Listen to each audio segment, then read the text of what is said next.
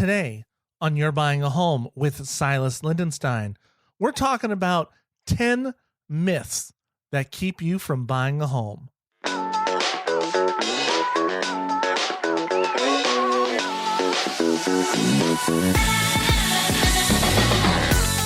Hello, everybody, and welcome to You're Buying a Home with Silas Lindenstein. I am your host, Silas Lindenstein. Welcome to episode number 34, 10 myths keeping you from buying a home. Yes, that's the name of the episode. You know what's funny? I did a video about this of 5. Actually, I used my daughter in it. It's really cute. It's on my website, silasgetsreal.com. You can check that out. But I kind of totally forgot that I didn't do this episode as a podcast. I had just done that before I even started a podcast. I did this. So I wanted to run down those myths. Now, if this is your first time tuning in, let me introduce myself. My name is Silas Lindenstein. I am a real estate agent with Boutique Brokerage out here in Seattle, Washington. But if you are not from Seattle, that's okay. This podcast is still for you. This podcast is all about educating and empowering home buyers all over the nation. What we've discovered is buying a house is buying a house.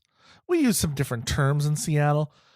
We might have a slight change of order on a couple things, but your local real estate professional can help straighten that out with you. But in the end, buying a house is buying a house, and everything you learn here will help you and educate you and empower you. So when you go out there to buy a house, you understand at least the very basics. And if you just want the step-by-step guide in buying a home, the first 10 episodes of this podcast are that. You can just go back, start from the beginning. First 10 episodes, I break it down the step-by-step how to buy a home. It's about 10 parts, kind of 9, because the first one's an intro. But yeah, it's just 10 steps. It breaks it down. And furthermore, if you actually want that in paper form, sort of digital paper, I do have an ebook, a guidebook. It's the ultimate guide for buying a home, the You're Buying a Home podcast book, right? The ebook. I can send that to you. I'll email it to you. If you just email me at Silas, SILAS, at silasgetsreal.com. Email me. Tell me you'd like the ebook. Tell me what city you're from. I'm trying to keep track of this and learn. And I'll send that out to you. All right? It's a deal. It's free. Not charging you. Just one of the things I do for you wonderful listeners who have made this. Really, do you know this podcast you're listening to has hit number 21 on Apple Podcasts in the how-to section? Like it's incredible. It's not something I expected when we started a year and a half ago, but I'm getting emails all the time. People asking me questions about their home buying situation. They want the ebook. I also do get requests from people that are asking if I might know a real estate agent in your area. And that's another service I provide for free to you. If you need a real estate agent in the area you live in or that you're moving to, and go ahead and email me. Again, it's Silas at silasgetsreal.com. Tell me where you're moving or where you live and where you want an agent. And I will, I have some directories. I have some contacts I've made all over the country, partner agents that I can connect you via email, introduce you to, and you'll go off and have a wonderful time buying a home. And I trust these people, and I'm going to keep, and I'm also going to follow up and making sure they're doing well for you, that you like them. So that makes sure I refer them to other people in the future. Make sure they're doing a good job. So I believe they are. So yeah, email. And of course, if you're in the Seattle, Washington area, the general Pacific Northwest area here, I'd love to help you out. So I am currently taking clients. So don't worry. I've got emails before saying you're probably too busy. No, not for you, not for my listeners. You are my number one fans. Okay, so I want to help you out. And lastly, I'm going to tell you about something I've not talked about much on this podcast. We got on episode number 34 now. I was keeping it separate, but I feel some people ask me what else I do. I'll tell you this. Just in case you're interested, you don't have to, okay? But I host another podcast. It's called it's not a home buying podcast. It's a no sort of a regular podcast. It's called Black and a Half. It's actually the longest running comedy podcast in Seattle. I co-host that with Samantha Rund, comedian and actress who lives out here in the Seattle area.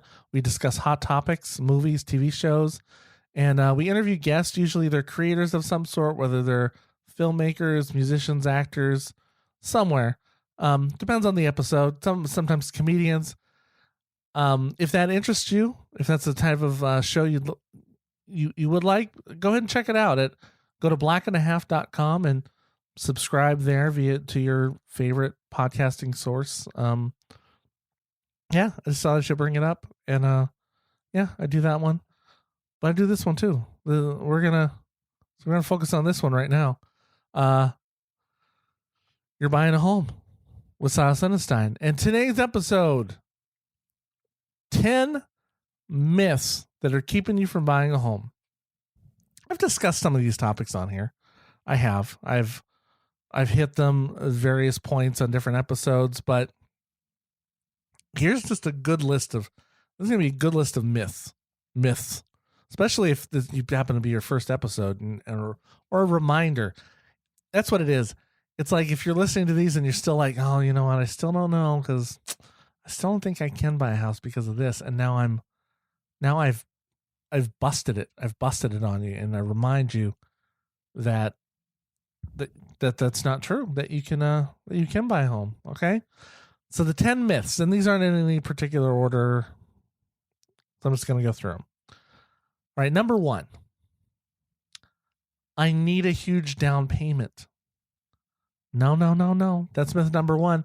And we know that that's not true here, right? If you listen to the show, huge one, that's relative, right? Depends where you are. That depends on the loan. For one, you can 3.5% is the FHA loan requirement. That's the minimum. You can do that one. 3.5%. You could do 5% conventional or 5% FHA. You can do 10%. You don't need 20%. Is this old way that they used to only buy a house. But guess what? They even have down payment assistance programs that let you put nothing down. 0 down, like a no down payment. You may still have some closing costs, but we can even wrap those into the offer in some ways. I have sold homes to people that they have literally walked in, they went to signing, brought no money, just signed. That was it. So you don't need a lot of money. Now, I only recommend those low down payment ones or 0 down if the mortgage payment works for you still and doesn't put you too high. Because, of course, 0 down, the more money you put down, the less you're going to pay in interest, right? So you're going to get higher interest, which means higher monthly payments, the less you put down. So that's the disadvantage of those programs, like the 0 down program, but they're still worth looking at because in some areas, I have people that I have put into condos that they were living in apartments and now their mortgage is cheaper than their rent was, right? Or the rent was about to go up. So it can be cheaper. It depends on your situation, right? Number 2, my credit is really bad. I can't buy for a long time. Again, this is subjective. What is really bad credit? I had a friend who told me, I have really bad credit, dude. It's only like 720. And I'm like, what are you talking about? It's like nearly perfect. He thought it was bad.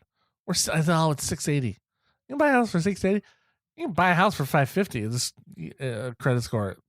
Horrible interest rate. But like, yeah, there's this basic score. And I'm not a loan officer, but I would love to see people get to 650. At least maybe 640.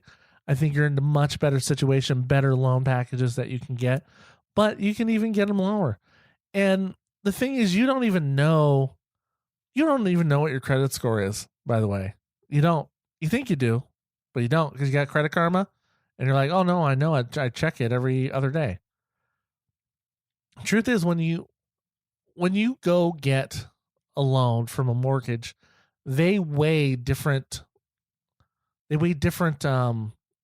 things about you differently than like a credit card. Some places will look at your length of your debt. They'll look at that a little more. They'll weight that like 50% of your score. If you're going for a car, they weigh that different. All the different criteria: length, your debt to income ratio, your length of the credit, missed payments. They're very different. So I've seen it as drastically as almost 100 points difference between Credit Karma and what someone's mortgage credit came up as. Because even if you go and if you only got a car, you're like, oh, I know my credit score, I just bought a car. They actually pull it different too. The Credit Karma is more matched to what you're going to look at from a credit card, the way they pull it. So you need to get that checked out. So go in and find out. Go to a loan officer, a lender, mortgage broker. Go have them run your credit to see what it actually is. And they can give you a timeline. And I talk about this a lot. When I went in to I went to talk to a loan officer. We were thinking that we could probably buy a house in like 3 years if we get our credit right. Turns out it was 6 months away. They could tell. So things can be different. You need to check it out. Get over that fear. Get over that myth. Go get pre-approved, or see if you can. Number 3, mortgages are too high. Depends on your area. Depends on a lot of things. Depends on interest rates. Depends on down payments. Yeah, they're higher than they used to be, but everything's higher than it used to be. There are still things you can get cheaper than where you're renting. For a lot of you. I know one person's out there like, no, not me. I only pay $500 a month for a 6-bedroom house by the river. And I'm like, yeah, but your mom owns it, right? And she's out of the country. She doesn't even care. There's always exceptions, but generally mortgages are too high. Yeah, like I'm in Seattle. I know high mortgages are high here. Yeah. And depending on your situation, renting can be, in some ways, a seemingly more affordable option. But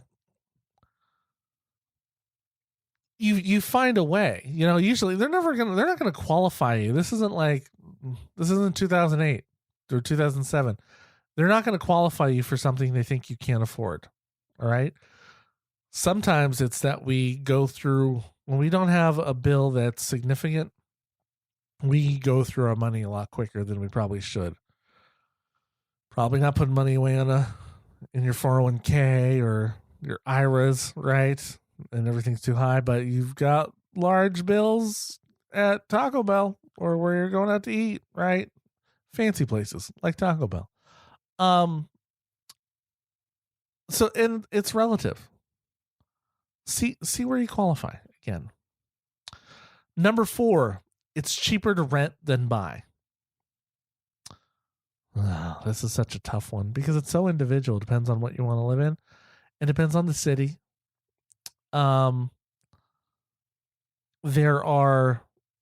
There's tax benefits you get for being a homeowner that you can't get as a renter. Tax deduction type things. And there are ways to make buying even cheaper. And they tend to stay lower. Your rent is usually going up. Mortgages only really go up if your property taxes go up, and usually not as significant as it is for rentals. So just because it is today doesn't mean it is tomorrow, So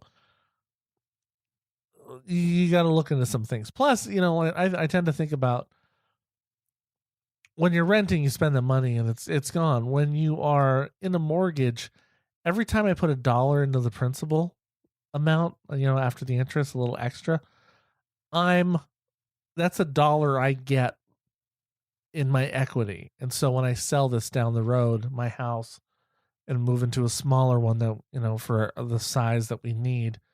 In it's $1. It's almost like it's extra dollar toward my retirement.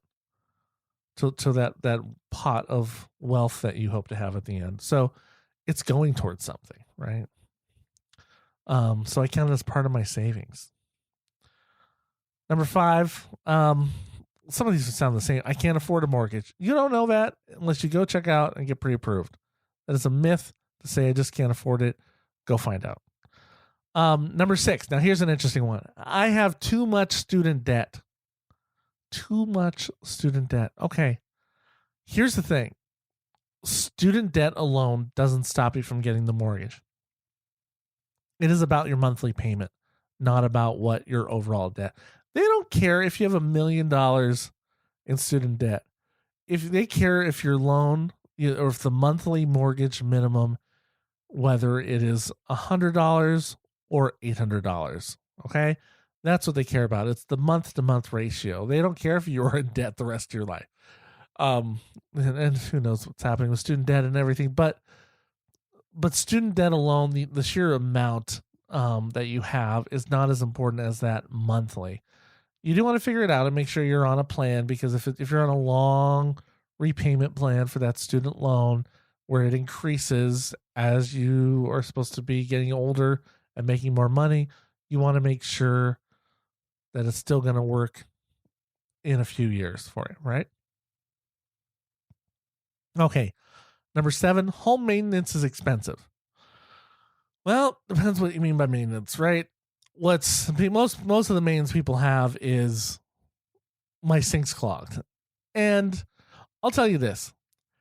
Home maintenance can be expensive if you call people out for every single thing. But you're going to learn real quick that there's a lot of things, the maintenance that you need on the house is you pay a plumber $400 when the only reason you're paying $400 is because they have a certain wrench that's expensive that they use to turn that one little nut, right? But you can find a lot of do-it-yourselfers, people doing videos on YouTube. That's what I do. I look for any problems that I need solved on YouTube, little projects. I learn from there, and then I learn to do it on my own. Obviously, I'm not going to replace like a roof by myself or that kind of thing, but yeah, and those can be expensive. But usually you end up paying for it when you're renting anyway. Like in the end, they raise the rent or it's included. They're planning on maintenance. So much of the rental should be, we'll have this much for maintenance costs to take care of the house. So someone else is paying it. You're just paying it. They just called it rent and wrapped it in.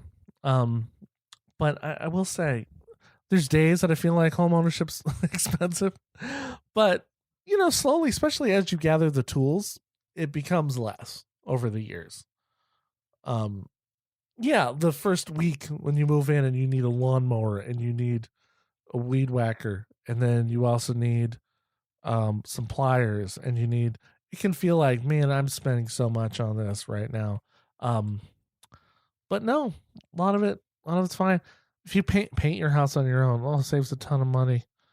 It's backbreaking work, or it'll stretch your patience. But I did it. Me and my wife did that around our house, painted our whole house this last summer. Probably saved us $6,000-$7,000 doing it on our own. Worth it to me. Number 8, it's cheaper to buy a fixer-upper. Here's what I tell people. Okay, a normal house is $425 in the area, right? That's cheap in Seattle. But if it's say $425, so I just want to spend, let's go get this $300,000 one and we'll fix it up. I'm like, okay, that's fine, but you're going to spend $125,000 fixing it up to bring it to this other one that's fully made. It's never that. It's rarely that a fixer-upper is cheaper. It's just that when you're buying a newer home, it's just already been paid for. It's paid for you're either going to pay it up front in the cost of the house because they made it nicer, or you're going to pay in buying the stuff to do it. And then hopefully you find the time to actually do it, and you, get the money to do it, budget it out, and just get it done. Right. But I usually find that, like, it's, it costs the same. It's whether you do it or someone else does it, and whether you want it when you move in already fixed. I say it's easier to buy a fixer-upper. It's easier. It's not cheaper. Number 9, don't settle for anything less than your dream home. Oh, look, it's not that I don't want you to be happy. It's not that I don't want you to have your dream home. I would love to sell you your dream home, but we have to be realistic, right? The average person owns 5 homes in their lifetime for whatever reason. And yet some of you might have just fallen over. Don't worry. Don't stress out. It's for different reasons. It's, maybe you have your starter home, and then one that usually the first one you buy is something you buy that you can build some equity in, right? And then once you have some equity built in over some years, then you can buy a house that's really what you wanted. The sort of that closer to the dream house. And then you're going to need a downgrade again later, like when you're an empty nester, right? Or something. So that's 3 right there. And then you can imagine occasionally someone buys another place. They buy a condo to rent out or whatever. So the average person's about 5 different places in their lifetime. So yeah, it's this idea that when the first house you're going to get, you're going to be in there forever. Maybe, but it's really uncommon. So I'm not saying buy something that's your nightmare, but it doesn't have to be your dream home. There's got to be compromise somewhere if you're going to be on a budget. And I really recommend that, just being tight on a budget. So it's so I'm saying settle for something less than your dream home. You might be surprised how much you enjoy it. My dream home is probably like $1.5 million. That's these grand staircases as I go in. Didn't get those yet. Got to work to that. I need a lot more. Need a lot more you to buy a house for that to happen for me. But yeah, just your first home, just be happy that you can get into something that's going to build equity. Don't say, is this my dream house? Don't ask that question. Ask the question, can I see myself here? That's all you want out of your first home. Can you see yourself there? Number 10,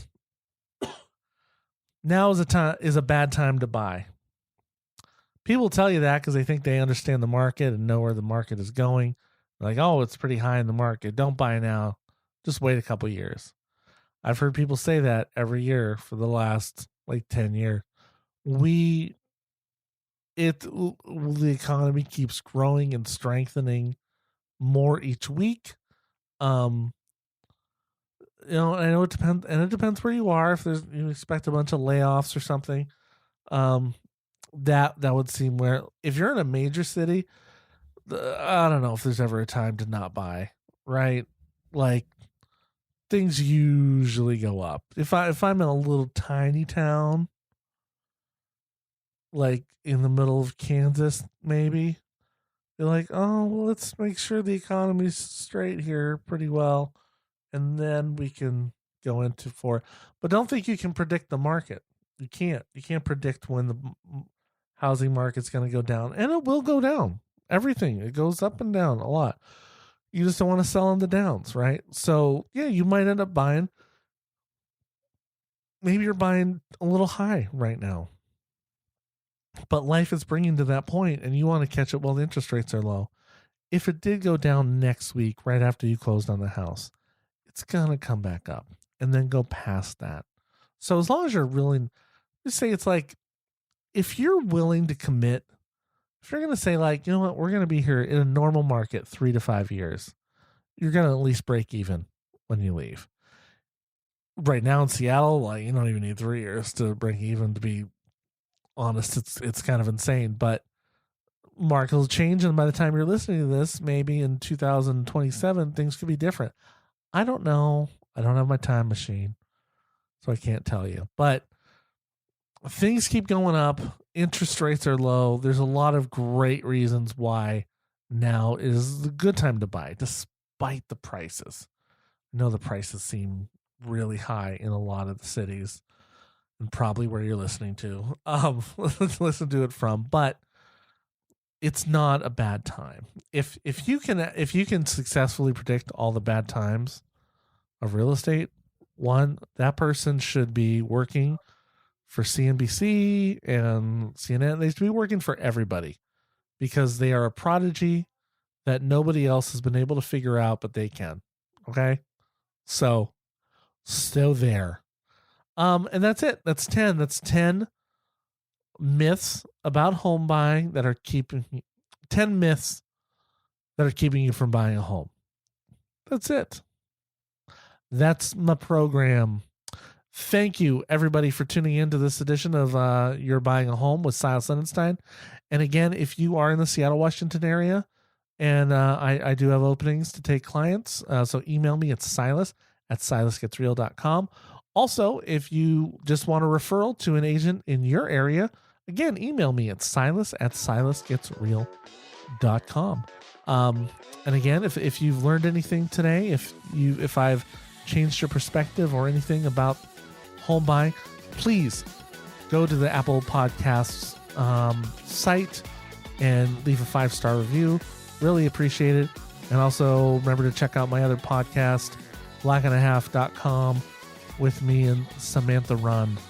Find that at blackandhalf.com. And that's it. That's it. I'm out of here. You get on the computer, email me, go find the house, go buy the house, and then fall in love with the house. Happy home buying.